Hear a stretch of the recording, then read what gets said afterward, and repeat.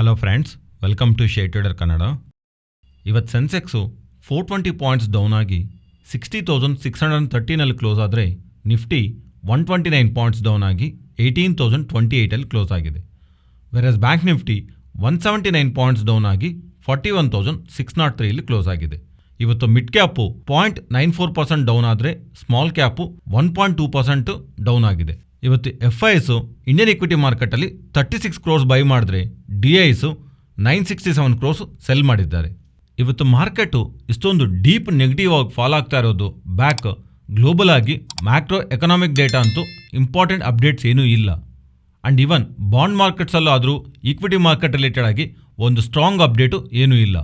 ಆದರೆ crypto currency related ಆಗಿ important develop ನಡೀತಿದೆ. ಆ ಡೆವಲಪ್ಮೆಂಟ್ ಭಾಗವಾಗಿ ಕ್ರಿಪ್ಟೋ ಕರೆನ್ಸೀಸು ರೀಸೆಂಟ್ ಡೇಸಲ್ಲಿ ದೊಡ್ಡ ಮೊತ್ತದಲ್ಲಿ ಫಾಲ್ ಆಗ್ತಿದೆ. ಸೊ ಅಸೆಟ್ ಕ್ಲಾಸ್ನಲ್ಲಿ ಯಾವಾಗಾದರೂ ಒಂದು ಅಸೆಟ್ ಕ್ಲಾಸು ಜಾಸ್ತಿ ಇಂಪ್ಯಾಕ್ಟ್ ಆಗ್ತಿದೆ ಅಂದರೆ ಅದು ಬೇರೆದ ಮೇಲೂ ಇಂಪ್ಯಾಕ್ಟ್ ಇರುತ್ತೆ. ಸೊ ಮೇ ಬಿ ಈ ರೀಸನ್ನೇ ಕ್ರಿಪ್ಟೋ ಮಾರ್ಕೆಟಲ್ಲಿ ಬರ್ತಿರೋ ಒಂದು ಬಿಗ್ ಫಾಲ್ನ ಈಕ್ವಿಟಿ ಮಾರ್ಕೆಟ್ನಲ್ಲೂ ಸ್ಲೈಟ್ ವೇನಲ್ಲಿ ನೆಗೆಟಿವ್ ಆಗಿ ತೋರಿಸ್ತಿದೆ. ಆ್ಯಕ್ಚುಲಿ ಕ್ರಿಪ್ಟೋ ಮಾರ್ಕೆಟಲ್ಲಿ ಏನು ನಡೀತಿದೆ, ರೀಸೆಂಟ್ ಟೈಮ್ಸಲ್ಲಿ ಲಾಸ್ಟ್ 2 ಟ್ರೇಡಿಂಗ್ ಸೆಷನಲ್ಲಿ ದೊಡ್ಡ ಮೊತ್ತದಲ್ಲಿ ಕ್ರಿಪ್ಟೋ ಕರೆನ್ಸಿಲಿ ಫಾಲ್ ಬರ್ತಿದೆ ಅಲ್ವಾ. ಏನಕ್ಕೆ ಇಷ್ಟೊಂದು ಕ್ರಿಪ್ಟೋ ಕರೆನ್ಸಿನಲ್ಲಿ ಫಾಲ್ ಬರ್ತಿದೆ ಅಂದರೆ ಇದರ ಬ್ಯಾಕ್ ಇರುವಂಥ ರೀಸನ್ ಏನಂದರೆ ಆಲ್ರೆಡಿ ಇನ್ವೆಸ್ಟ್ ಮಾಡಿರೋರಿಗೆ ಈ ಅಪ್ಡೇಟು ತಿಳಿದೇ ಇರುತ್ತೆ. ಗ್ಲೋಬಲ್ ಆಗಿ second largest crypto exchange FTX ಅವರು ಬ್ಯಾಂಕ್ರಪ್ಸಿಗೆ ಹೋಗ್ತಿದ್ದಾರೆ. ವರ್ಲ್ಡಲ್ಲೇ second largest almost $32 billion work ಮಾಡುವಂಥ ಕ್ರಿಪ್ಟೋ ಎಕ್ಸ್ಚೇಂಜ್ ಏನಕ್ಕೆ ಬ್ಯಾಂಕ್ರಪ್ಸಿಗೆ ಹೋಗ್ತಿದೆ ಅಂದರೆ ಇದರ ಬ್ಯಾಕು ತುಂಬ ಥಿಯರೀಸ್ ಅಂತೂ ಇದೆ. ಎಕ್ಸಾಕ್ಟ್ ಆಗಿ ಇದರಿಂದ ನಾವು ಈ ಕಂಪನಿ ಅಂತ ಮೆನ್ಷನ್ ಮಾಡ್ತಿಲ್ಲ. ಆ್ಯಸ್ ಆಫ್ ನೌ ವಿಡ್ರಾಲ್ನಂತೂ ಫ್ರೀಸ್ ಮಾಡಿದ್ದಾರೆ. ಸೊ ಯಾವುದೋ ಒಂದು ಚಿಕ್ಕ ಎಕ್ಸ್ಚೇಂಜ್ ಕೊಲಾಪ್ಸ್ ಆಗ್ತಾ ಇದ್ರೆ ಕ್ರಿಪ್ಟೋ ಮಾರ್ಕೆಟ್ನಲ್ಲಿ ಇಂಪ್ಯಾಕ್ಟ್ ಇರುತ್ತೆ. ಆ ಥರದ್ದು ವರ್ಲ್ಡ್ನಲ್ಲಿ ಸೆಕೆಂಡ್ ಲಾರ್ಜೆಸ್ಟ್ ಕ್ರಿಪ್ಟೋ ಎಕ್ಸ್ಚೇಂಜ್ ಬ್ಯಾಂಕ್ರಪ್ಸಿಗೆ ಹೋಗ್ತಾ ಇರೋದು. ಆ್ಯಕ್ಚುಲಾಗಿ ಈ ಬ್ಯಾಂಕ್ರಪ್ಸಿಗೆ ಮುಂಚೆ ನಮ್ಗೆ ಯಾರಾದರೂ ಸಹಾಯ ಮಾಡಿ ಇಲ್ಲಾಂದ್ರೆ ನಾವು ಬ್ಯಾಂಕ್ರಪ್ಸಿಗೆ ಫೈಲ್ ಮಾಡ್ತೀವಿ ಅಂತ ಹೇಳಿದಾಗ ಗ್ಲೋಬಲ್ ಟಾಪ್ ಕ್ರಿಪ್ಟೋ ಎಕ್ಸ್ಚೇಂಜ್ ಆಗಿರೋಂಥ ಬೈನಾನ್ಸ್ ಅವರು ನಾವು FTXನ ತಗೊಂತೀವಂತ ಮುಂದೆ ಬಂದಿದ್ರು. ಬಟ್ ಆಫ್ಟರ್ ಸಮ್ ಟೈಮ್ ನಾವು ತಗೊಳಕ್ಕಾಗಲ್ಲ, ಅವರ ಬ್ಯಾಲೆನ್ಸ್ ಶೀಟಲ್ಲಿ ಸ್ವಲ್ಪ ತೊಂದರೆಗಳಿದೆ, ಅದರಿಂದ ನಾವು ಈ ಡೀಲ್ನ ಕಂಪ್ಲೀಟ್ ಮಾಡೋಕ್ಕಾಗಲ್ಲ ಅಂತ FTX ಅವರು ಕ್ರಿಪ್ಟೋ ಪ್ಲಾಟ್ಫಾರ್ಮ್ನ ನಾವು ಬೈ ಮಾಡಿ ರಿಸ್ಕ್ ತಗೊಳಕ್ಕಾಗಲ್ಲ ಅಂತ ಬೈನಾನ್ಸ್ ಅವರು ಸೈಡ್ಗೆ ಹೋಗಿರೋ ಕಾರಣವಾಗಿ ಎಂಟೈರ್ ಕ್ರಿಪ್ಟೋ ಮಾರ್ಕೆಟ್ ಈ ರೀಸನ್ನಿಂದಾನೇ ರೀಸೆಂಟ್ ಡೇಸಲ್ಲಿ ಫಾಲ್ ಆಗ್ತಿದೆ. ಇದು ಬಿಟ್ಕಾಯಿನ್ ಲಾಸ್ಟ್ 5 ಡೇಸ್ ಅಂತ ಅಲ್ಲ, ಈವನ್ ಲಾಸ್ಟ್ 2 ಡೇಸಿಂದಾನು ನಿಮಗೆ ಒಂದು ಬಿಗ್ ಫಾಲ್ ಕಾಣಿಸುತ್ತೆ. ಅಂಡ್ ಇತರ ಕ್ರಿಪ್ಟೋ ಕರೆನ್ಸಿ 40-60% ಹತ್ರ ಲಾಸ್ಟ್ 2 ಟ್ರೇಡಿಂಗ್ ಸೆಷನಲ್ಲಿ ಫಾಲ್ ಆಗಿದೆ. ಅಂಡ್ ಇದರ ಬ್ಯಾಕ್ ಇರುವಂಥ important update, FTX crypto currency ವರ್ಲ್ಡ್ನಲ್ಲಿ second largest crypto currency bankruptcy ಕಡೆ ಸ್ಟೆಪ್ಸ್ ಆಗ್ತಾ ಇರೋದು. ನೆಕ್ಸ್ಟು ನಮ್ಮ ಮಾರ್ಕೆಟ್ ವಿಷಯಕ್ಕೆ ಬಂದರೆ ನಿನ್ನೆ ವಿಡಿಯೋದಲ್ಲಿ ಮಾತಾಡ್ಕೊಂಡು ಹಾಗೆ ಇವತ್ತು ನೈಟ್ ನಮಗೆ US CPI inflation data update ಆಗುತ್ತೆ. And core inflation data month on month ಕಂಪ್ಯಾರಿಷನಲ್ಲಿ 0.45% ಹತ್ರ ಬೆಳೆಯುತ್ತೆ ಅಂತ ಒಂದು ಎಕ್ಸ್ಪೆಕ್ಟೇಷನ್ಸ್ ಇದೆ. ಈ ಎಕ್ಸ್ಪೆಕ್ಟೇಷನ್ಗಂದ್ರೂ ಬಿಲೋ ನಂಬರ್ಸ್ ಬರ್ತಾ ಇದ್ರೆ ನಾವು ಪಾಸಿಟಿವ್ ಆಗಿ ಅಂಡ್ ಅಬೌವ್ ನಂಬರ್ಸ್ ಬರ್ತಿದ್ರೆ ನಾವು ನೆಗೆಟಿವ್ ಆಗಿ ನೋಡಬೇಕಾಗತ್ತೆ. ಅಂಡ್ ಈ ಕಾಂಬಿನೇಷನ್ನ ಅರ್ಥ ಮಾಡ್ಕೋಬೇಕು. CPI growth, core inflation growth ಅನ್ಕೊಂಡಿರೋಗಂದ್ರು ಕಮ್ಮಿ ಬರ್ತಾ ಇದ್ರೆ ರೀಸೆಂಟ್ ಟೈಮ್ಸಲ್ಲಿ ಬರ್ತಿರೋಂಥ ಡೇಟಾ ಪ್ರಕಾರ ಜಾಬ್ ಕಟ್ಸು ಜಾಸ್ತಿ ಆಗ್ತಿದೆ ಅಲ್ವಾ. ಪರ್ಟಿಕ್ಯುಲರ್ ಆಗಿ IT ಜಾಬ್ಸ್ ಮೇಲೆ ಬಿಗ್ ಇಂಪ್ಯಾಕ್ಟ್ ಅಂತೂ ಕಾಣಿಸ್ತಾ ಅನ್ಎಂಪ್ಲಾಯ್ಮೆಂಟ್ ಬೆಳೆಯೋದಕ್ಕೆ ಪಾಸಿಬಿಲಿಟಿ ಇದೆ ಅನ್ನೋ ಥರ ಸೈನ್ಸ್ ಕಾಣಿಸ್ತಾ ಇದೆ. ಅದರಿಂದ ಇನ್ಫ್ಲೇಷನ್ ಕಮ್ಮಿ ಆಗ್ತಾ ಅನ್ಎಂಪ್ಲಾಯ್ಮೆಂಟ್ ರೇಟ್ ರಿಲೇಟೆಡ್ ಆಗಿ ಈ ಥರ ನೆಗೆಟಿವ್ ಡೇಟಾ ಅಪ್ಕಮಿಂಗ್ ಟೈಮ್ಸಲ್ಲಿ ಅಪ್ಡೇಟ್ ಆಗ್ತಾ ಇದ್ರೆ ಇದು ಡೆಫಿನೆಟ್ಲಿ ಫೆಡ್ ಅವ್ರನ್ನ ಅಪ್ಕಮಿಂಗ್ ಟೈಮ್ಸಲ್ಲಿ ಬಡ್ಡಿ ರೇಟ್ಗಳನ್ನ ಅಗ್ರೆಸಿವ್ ಆಗಿ ಜಾಸ್ತಿ ಮಾಡೋಕ್ಕಂತೂ ಹೆಲ್ಪ್ ಮಾಡಲ್ಲ.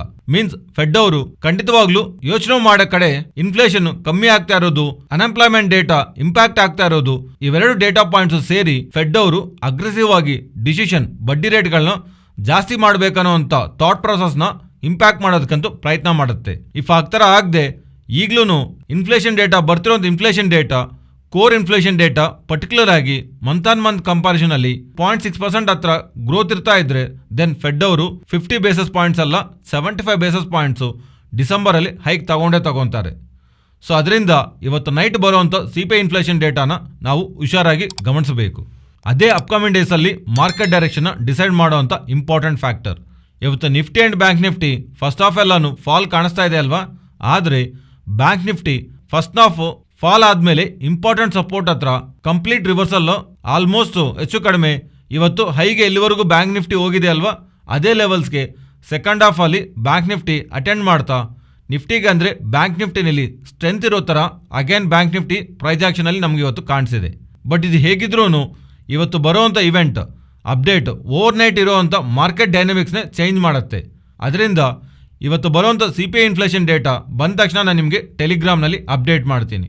ಆ್ಯಂಡ್ ಆ ಪಾಯಿಂಟ್ ಆದಮೇಲೆ US markets SGX Nifty reaction ನೋಡಿ ನಾವು next day gap up and gap down ಆಗತ್ತೆ ಅನ್ನೋದು ನಮ್ಗೆ ಅರ್ಥ ಆಗುತ್ತೆ. ನೀವೇನಾದರೂ ಟೆಲಿಗ್ರಾಮ್ನಲ್ಲಿ ಇಲ್ಲ ಅಂದರೆ ಟೆಲಿಗ್ರಾಮ್ ಆ್ಯಪ್ ಇನ್ಸ್ಟಾಲ್ ಮಾಡಿಕೊಂಡು ಶೇರ್ ಟ್ರೇಡರ್ ಕನ್ನಡ ಗ್ರೂಪಲ್ಲಿ ಜಾಯ್ನ್ ಆಗೋ ಮೂಲಕ ನೀವು ಈ ಥರ ಅಪ್ಡೇಟ್ಸು ಮಾರ್ಕೆಟ್ ಟೈಮಲ್ಲೇ ಪಡೆಯಬಹುದು.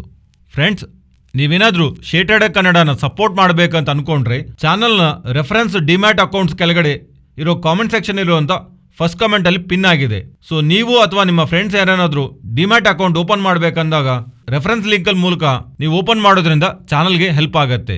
ನೀವು ಡೈರೆಕ್ಟಾಗಿ ಕಂಪನಿ ವೆಬ್ಸೈಟ್ ಮೂಲಕ ಓಪನ್ ಮಾಡಿದ್ರು ಆ್ಯಂಡ್ ರೆಫರೆನ್ಸ್ ಲಿಂಕ್ ಮೂಲಕ ಓಪನ್ ಮಾಡಿದ್ರು ಡಿಫ್ರೆನ್ಸ್ ಏನೂ ಇರಲ್ಲ. ಆ್ಯಂಡು ಈ ಎಂಟೈರ್ IT ಇಂಡಸ್ಟ್ರಿನಲ್ಲಿ ಮೊದಲನೇದಾಗಿ ಮೋರ್ ದ್ಯಾನ್ 11,000 ಎಂಪ್ಲಾಯೀಸ್ನ ಒಂದೇ ಸಲ ಲೇ ಆಫ್ ಮಾಡ್ತಾ meta means Facebook, Instagram, WhatsApp related ಆಗಿ ಬಿಸ್ನೆಸ್ ಮಾಡೋ ಮೆಟಾ ಅವರು ಡಿಸಿಷನ್ ಅಂತೂ ತಗೊಂಡಿದ್ದಾರೆ. ಪ್ರೀವಿಯಸ್ಲಿ 10% ಆಫ್ ದಿ ಸ್ಟಾಫ್ ಅಂತ ಹೇಳಿದ್ರಲ್ವಾ, ಅದು ಆಲ್ಮೋಸ್ಟು 8,700 ಹತ್ರ ಇತ್ತು.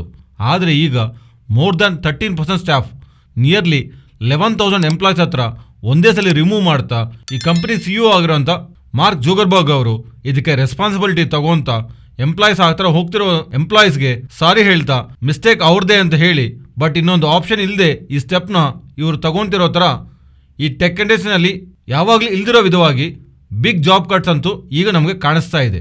ಇದೇ ಅಂತಲ್ಲ, ಈ ರೀಸೆಂಟ್ ಡೇಸಲ್ಲಿ ಯಾವ್ಯಾವ ಕಂಪನೀಸು ಎಷ್ಟು ಜನ ಎಂಪ್ಲಾಯೀಸ್ನ ರಿಮೂವ್ ಮಾಡಿರೋ ಡೇಟಾ ನಿಮಗೆ ಇಲ್ಲಿ ಸ್ಕ್ರೀನ್ ಮೇಲೆ ಇದೆ.